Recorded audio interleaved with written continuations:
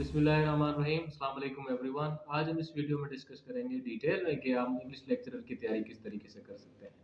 तो दोस्तों, English lecture की तैयारी आइदर आप FPSC federal public service commission की तैयारी कर रहे हैं या सिंध पब्लिक सर्विस कमीशन की तैयारी कर रहे हैं या केपीके या पंजाब की सर्विस कमीशन की तैयारी कर रहे हैं। उसके हवाले से मैं आपको डिटेल से एक गाइडलाइन भी दूंगा, स्टडी प्लान भी बताऊंगा और एक तरीकेकार बताऊंगा कि किस तरीके से आप तो डिग्री तो हासिल कर सकते हैं, लेकिन a chunk of students even who have literature at their fingertip, yet they fail the exam. But there is a proper study plan, there is a proper aptitude which help you, the aptitude and the knowledge, and along with the intelligence, and there is a strategy which will help you to crack English lecturer written as well as interview test. So students, हम शुरू करते हैं। सबसे पहले मैं आपको ये clear करूंगा कि भाई, जब आपके पास कोई भी लिटरेचर के लेक्चरर की एडवर्टाइजमेंट आती है तो आप उसके ऊपर पहले सिलेबस पे फोकस करते हैं। तो मैं लेडीज एंड जेंटलमैन आपको बताना चलूँ कि जो फेडरल पब्लिक सर्विस कमीशन का जो सिलेबस है वो तो क्लियर है, ठीक है। वो उन्होंने अपने वेबसाइट पर भी अपलोड कर दिया हुआ है, ठीक है। उसके अंदर ग्रामर भी है, पेडागोजी भी, जिसे आप प्रोफेशनल टेस्ट कहते हैं 30 मार्क्स के, वो प्रोफेशनल टेस्ट एमसीक्यूज देते हैं, क्वेश्चंस देते हैं। और उसके अलावा लिटरेचर, लिंग्विस्टिक्स, जनरल इंग्लिश होती है, और सिलेक्टेड जो इंग्लिश ड्रामाज हैं, नॉवेल्स हैं, राइटर्स हैं, और उनसे वो टेस्ट देते हैं, ठीक है। अभी देखा जाए तो इसकी तैयारी बहुत आसान है, क्योंकि आपके पास एक लिमिटेड जो है वो सिलेबस दिया गया हुआ है, तो उसकी आप आसानी से तैयारी कर सकते हैं, ठीक है। और इसकी तैयारी के लिए एफपीएससी की तैयारी के लिए मैं अलग से क्लासेस चला रहा हूँ, ठीक है। मेरे तकरीबन 15 to 20 students federal public service commission की तैयारी कर रहे हैं, जिनको मैं ऑनलाइन पढ़ा भी रहा हूँ, ठीक है। तो उसके हवाले से भी मैं आपको बताऊंगा, और उसके हवाले से जो प्रोविंशियल लेक्चरर टेस्ट होती है, जैसे कि सिंध पब्लिक सर्विस कमीशन है, उन्होंने भी टेस्ट लिया था, तो वो 50 मार्क्स आता, एक मार्क का एक क्वेश्चन के 2 मार्क्स थे, मतलब ओवरऑल 100 मार्क्स थी। लेकिन देखिए, अगर आप उस पेपर को एनालाइज करें तो तकरीबन जो उसके अंदर ग्रामर थी, वर्ड वोकैबुलरी थी, जनरल नॉलेज थी, और लिंग्विस्टिक्स थी, लिटरेचर थी, सबसे ज़्यादा उन्होंने फोकस किया था तकरीबन ग्रामर के ऊपर, और Pakistan studies and current affairs के ऊपर, ठीक है। तो तकरीबन ये एक अचार होता है, मिक्स अचार होता है, ब्लेंड होता है, जो कि तकरीबन जो प्रोविंशियल लेक्चरर टेस्ट होती है। अभी मैं आपको पंजाब की बात करूँ तो उधर ऐसा नहीं है, ठीक है। तो उधर तकरीबन प्योरली वो लिटरेचर और लिंग्विस्टिक्स से क्वेश्चन उठा कर देते हैं। इसी तरीके से आपका केपीके का भी इस तरीके से एग्जाम होता है, ठीक है। तो उसके हवाले से मैं आपको बताऊं कि जनरली ओवरऑल इंग्लिश लेक्चरर के टेस्ट के लिए आप कैसे तैयारी कर सकते हैं। जब आप टेस्ट की तैयारी करते हैं तो मैं आपको बताऊं कि इन्फॉर्मेशन और नॉलेज बहुत इंपॉर्टेंट है। मतलब जो इंग्लिश लिटरेचर के अंदर कंटेंट है, वो चाहे आपकी हिस्ट्री है, मूवमेंट्स हैं, राइटर्स हैं, लिटरेरी यानराज, लिटरेरी टर्म्स वगैरह, मैं आपको सबसे पहले बताता हूँ। तो आपने तैयारी कैसे शुरू करनी है।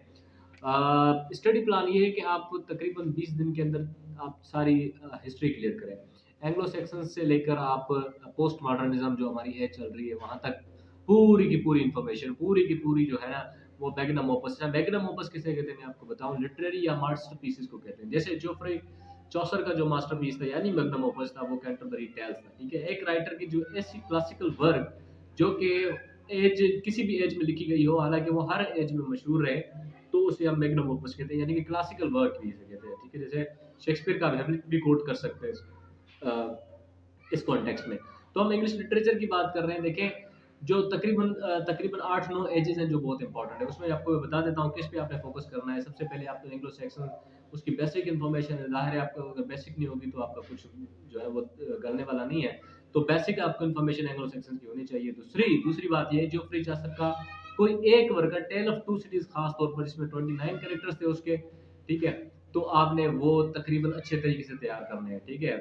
इसमें वाइफ ऑफ बात है, अपने बहुत सारे और जो है ना उसके अंदर नाइट है, कैरेक्टर्स है जिनके बारे में वो अपनी हकीकतें बताता है कि भाई उस दौर में जो कैरेक्टर्स थे उनकी आउटलुक क्या थी, उनकी थिंकिंग क्या थी, उनकी थॉट क्या थी। बेसिकली वो रिप्रेजेंटेटिव एज था, तो उसकी characters basically were the representative of that particular age. तो हम आगे चलते हैं। लिटरेचर, अगर हम हिस्ट्री की हम बात करें तो रेनेसेंस पीरियड को आपने कतई तौर पर नहीं छोड़ना, ठीक है। ए टू जी सारी डिटेल्स आपने जो है ना वो आइदर शेक्सपियर और क्रिस्टोफर मार्लो और any other Johnson for example, तो उनके आपने वर्क से कोई भी रियायत नहीं करनी, अच्छे तरीके से पढ़ना है। बहुत सारा फोकस आपके रेनेसेंस पीरियड पे होता है, ठीक है। बेकन भी उसके अंदर आ जाता है, तो बेकन के बारे में आपको भी पढ़ना है, ठीक है। तो बेकन के हवाले से मैं ये जो सारी चीज़ें मैं बता रहा हूँ ना, इसके ऊपर मैं अल्हम्दुलिल्लाह मैं प्रिपरेशन भी करवा रहा हूँ, रिकॉर्डेड लेक्चर्स भी हैं, प्रॉपर वेल प्लान नोट्स भी हैं, अगर आप मेरे फेसबुक पेज पे थोड़ा चक्कर लगाएं तो आपको सारा कुछ पता चल जाएगा, ठीक है। फिर आते हैं हम पोस्ट मॉडर्निज्म फिर विक्टोरियन एज बहुत इंपॉर्टेंट है, ठीक है। उसके अंदर पहले हम बात करते हैं रिस्टोरेशन पीरियड की, जिसमें जॉन ड्राइडन का बहुत बड़ा इंपॉर्टेंट वर्क था। रिस्टोरेशन ट्रेजेडीज थी, जैसे मैंने आपको बताया the way of the world, जैसे FPS federal public service commission के सिलेबस में दिया गया, वो आपने उस पर भी थोड़ा फोकस कर लेना है, ठीक है। तो उसके बाद हम चलते हैं Victorian period, which is again most important. Victorian period में जो आपके नॉन फिक्शन वर्क किया गया है, एसेज लिखे गए हुए हैं, ठीक है, और आल्सो ड्रामाज और नॉवेल्स जो छपे गए हुए हैं 18th सेंचुरी। उससे पहले 18th सेंचुरी भी आपने देखना है कि 18th सेंचुरी में जो नॉवेल के स्टार्ट हुआ था, डेवलपमेंट ऑफ नॉवेल, आपने उसको भी जो है ना वो लाइट नहीं लेना, हल्का टेक फॉर ग्रांटेड नहीं करना उसको, ठीक है। फिर हम बात हैं इंग्लिश लिंग्विस्टिक्स के अंदर। इंग्लिश लिंग्विस्टिक्स बेसिकली क्या होता है, आपकी फोनोलॉजी से अंदर बहुत सारे सवाल आते हैं, ठीक है। जैसे फनीम से सवाल आते हैं, ट्रांसक्रिप्शन के सवाल आते हैं, और प्लेसेस ऑफ आर्टिकुलेशन और मैनर्स ऑफ आर्टिकुलेशन, ठीक है। प्लेसेस ऑफ आर्टिकुलेशन हम कहते हैं basically articulation is the process of producing sounds. For example जो मैं साउंड बोल रहा हूँ आपकी समातों तक आ रहा है, ये बेसिकली एक आर्टिकुलेशन है। इसके अंदर दो चीजें हो रही है, एक तो प्लेसेस ऑफ आर्टिकुलेशन को आप कर रहे हैं, जो मेरे टिप ऑफ द टंग है और लिप है, ठीक है, और उसके साथ टीथ है मेरे, ठीक है, और एलिबुलर रिज है, सॉफ्ट पैलेट है, ये सारे प्लेसेस ऑफ आर्टिकुलेशन है। इसकी आपको कौन से प्लेसेस से कौन सा साउंड निकलता है या किस मैनर से कौन सा साउंड निकलता है, जो मैनर ऑफ आर्टिकुलेशन है, फ्रीकेटिव्स है, एफ्रीकेटिव्स है, एप्रोक्सीमेंट्स है। तो इसको आपने थोड़ा डिटेल में देखना है, ताकि आपकी कोई भी जो है ना एक भी एमसीक्यूज आपका जाया ना जाए, ठीक है। फिर हम बात करते हैं लिटरेरी यानराज। तो basically there are 5 important literary genres, जो हम कहते हैं कि भाई एक 3 जनरली कहे जाते हैं कि drama, poetry and prose, these are the 3 literary genres. लेकिन 5 यानराज है, हमेशा याद करें। एक तो ड्रामा हो गई, जिसके अंदर आपकी ट्रेजेडी और कॉमेडी आ जाती है। दूसरा आपके पास पोएट्री है, जिसके अंदर बहुत सारे अकसाम है पोएट्री के, पेस्टोरल पोएट्री है, एलिजी है, बैलड है, सो एंड सो। फिर उसके बाद आता है आपकी ड्रामा, सॉरी, प्रोज आ जाता है, ठीक है। प्रोज के बाद आता है non fiction and literary criticism. Non fiction के अंदर आपके एसेज आ जाते हैं, ठीक है, और पीरियडिकल्स आ जाते हैं, newspaper writings and etcetera etcetera non fiction में आ जाते हैं। और लिटरेरी क्रिटिसिज्म एक बहुत बड़ा सब्जेक्ट भी है, लेकिन लिटरेरी यात्रा भी है, क्योंकि इस पे ये हर दौर के साथ साथ साथ चली है, और ये बहुत ही इंपॉर्टेंट इसने रोल प्ले किया है किसी काम को समझने के लिए। अच्छा, हमारे पास जब हम नेक्स्ट बात करें लिटरेरी थ्योरीज के अंदर, तो एक थ्योरी होती है, दूसरा क्रिटिसिज्म होती है। थ्योरी हमें आइडियाज बताती है, और बेसिकली जो क्रिटिसिज्म होती है, जैसे मार्क्सिस्ट क्रिटिसिज्म है, साइको एनालिटिकल क्रिटिसिज्म है, ये थ्योरीज नहीं है डियर स्टूडेंट, ये है आपके क्रिटिसिज्म। जो क्रिटिसिज्म होती है वो बेसिकली प्रैक्टिकल होती है। हम किसी न किसी काम को हम प्रैक्टिकली अप्रूव या डिसअप्रूव करते रहते हैं। तो लिटरेरी क्रिटिसिज्म भी बहुत इंपॉर्टेंट है। आपने बिल्कुल बेसिक से शुरू करना है लिटरेरी क्रिटिसिज्म को, लंचाइनस से लेकर मैथ्यू ऑर्नल्ड तक, टी.एस. इलियट तक आपने इसको जो भी उनके जो बीच में आते हैं, फिर जो जो उनके कॉन्सेप्ट है, सस्पेंशन ऑफ डिसबिलीफ क्या है, टी.एस. एलियट के आपने जो कॉन्सेप्ट है, इंपॉर्टेंट कॉन्सेप्ट, उन्होंने हैमलेट को फेलियर क्यों कहा था, हैमलेट इज अ फेलियर उन्होंने कहा था, आर्टिस्टिक फेलियर कहा था, क्यों कहा था, उनके जो है पीछे कौन से असबाब थे, कौन सी उनकी क्रिटिसिज्म थी, जो उन्होंने इतने बड़े जो है ना वो अक्लेमेशन यानी कि दावे किए थे, ठीक है। अब हम आगे चलते हैं। लिटरेरी डिवाइसेस बहुत इंपॉर्टेंट होते हैं, do not take them for granted, study them, make a plan, and जैसे आपने आमतौर पर सिमिली और मेटाफर को भी जो है ना वो आड़े लिए जाते हैं सिमिली और मेटाफर के ऊपर। उसके साथ असाइनडेंटन होता है, उसके साथ होता है आपकी एनाफोरा, एपिफोरा, असाइनडेंटन हो गई, ठीक है, और एंटीथेसिस। अच्छा, ड्रामेटिक टर्म्स भी आपने याद करने, ड्रामेटिक मोनोलॉग क्या है, soliloquy क्या है, और असाइड क्या होती है। तो आपने ये भी कैरेक्टर्स के कुछ अकसाम होते हैं, स्टैटिक कैरेक्टर्स होते हैं, कुछ डायनामिक कैरेक्टर्स होते हैं, ये भी चीज़ें आपने साथ साथ करनी है। सारी चीज़ें मैं आपको रिपीट कर रहा हूँ कि through my lectures you will get these things at your finger step. Notes भी अवेलेबल है, लेक्चर्स भी अवेलेबल है, और अगर आप चाहें तो आपको गाइडेंस भी मिल सकेगी, ठीक है, जो मैंने आपको नंबर मेंशन किया, आप उस पर रब्ता करके आप एनरोलमेंट कर सकते हैं। पाकिस्तान लिटरेचर को आपने कभी भी साइडलाइन नहीं करना। Pakistan literature plays very very important role in your selection of interview की मैं बात कर रहा हूँ, खासतौर पर इंटरव्यू के अंदर। पाकिस्तान लिटरेचर के अंदर आपसे पूछा जाता है सवाल, बेप्सी सिद्धवा कौन है भाई, अहमद अली कौन है, twilight of Delhi, train to Pakistan, ये चीज़ें जो है आपने पढ़ी होगी, फैज़ अहमद फैज़। और सिंध के अंदर आ जाए तो शाह अब्दुल लतीफ़ भटाई आपको मिलेगा, ठीक है? और आपको शेख अयाज़ मिलेगा, पेप्सी सिदवा का मैंने पहले ज़िक्र किया हुआ है, ठीक है? अच्छा, जो प्री पार्टीशन जो लिटरेचर बना था पार्टीशन के ऊपर, वो भी बाज़ औक़ात पाकिस्तान लिटरेचर के अम्ब्रेला के अंडर आता है, ठीक है? तो ये चीज़ें आपने स्किप किस कतई तौर पर भी नहीं करनी। दूसरा मैं आपको बताऊँ, जीके पर आपने बहुत ही फ़ोकस करना है, ठीक है? जीके जीके के हवाले से कोई भी कॉम्प्रोमाइज़ नहीं है। अगर आप मैं तो ये समझता हूँ कि अगर कोई भी आम स्टूडेंट हो, वो ऑलराउंडर होना चाहिए, ठीक है? उसको बस एक पिच पे नहीं खेलना आना चाहिए, वो हर पिच पर अपना कमाल करके दिखाए, ठीक है? जैसे आपको करंट अफेयर्स की बहुत ही अपडेटेड और लेटेस्ट इन्फॉर्मेशन आपके ज़हन में गूंजती रहे, आपके एनालिसिस अच्छे हों, ओपिनियंस आपके वेल इन्फॉर्म्ड और वेल अपडेटेड हों।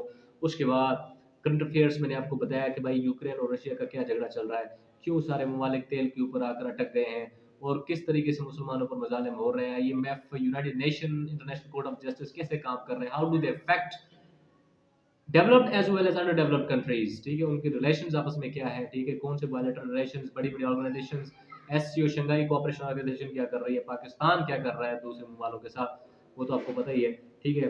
तो ज्योग्राफी ऑफ पाकिस्तान को भी आपने कड़े तौर पर नहीं छोड़ना। आगे पाकिस्तान की कोस्टल लाइन हो 1059 किलोमीटर जो पाकिस्तान की कोस्टल लाइन है, उसको आपने कतई तौर पर नहीं छोड़ना। Largest, smallest, biggest, nearest, highest, ये तो आपने कभी तो कतई तौर पर आपको फिंगर्स टिप पे आपने इसका हिफ़्ज़ करना है, ठीक है? तो फिर हम चलते हैं history of Pakistan is most important. History of Pakistan basically constitutional जो हिस्ट्री है पाकिस्तान की, जिसमें आप ये देखें कि भाई पाकिस्तान का कॉन्स्टिट्यूशन कब बना और उसके पीछे कौन से मोटिव्स थे, कौन सी जो है ना प्रीएम्बल्स थे, कौन सी मोटिवेशन थी जो पाकिस्तान का आइन बना और कितनी मरतबा इसको मनसूख किया गया है और कितने अमेंडमेंट्स हैं, 25 I think amendments are there in Pakistan constitution.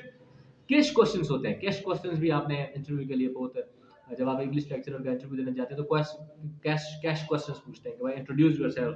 तो introduction is basically should be impressive and it is how it is in impressive. I have another separate video, if you are interested you can ask for that. इस video में आपको वो फराहम कर दूंगा, ठीक है? फेवरेट राइटर के हवाले से एक सवाल पूछा जाता है कि फेवरेट राइटर आपका कौन है, ठीक है? तो आपका फेवरेट राइटर कौन कोई भी हो सकता है, ठीक है? आपका शेक्सपियर हो सकता है, चौसर हो सकता है, any writer can be your favorite writer, provided that you have information you can justify and you have plenty of literary lines to quote from that work, okay? और उसके काम से आपके जो उन्होंने लिटरेचर नॉवल या पोइट्री लिखी है तो आप उसको कोट कर पाए, जस्टिफाई कर पाए।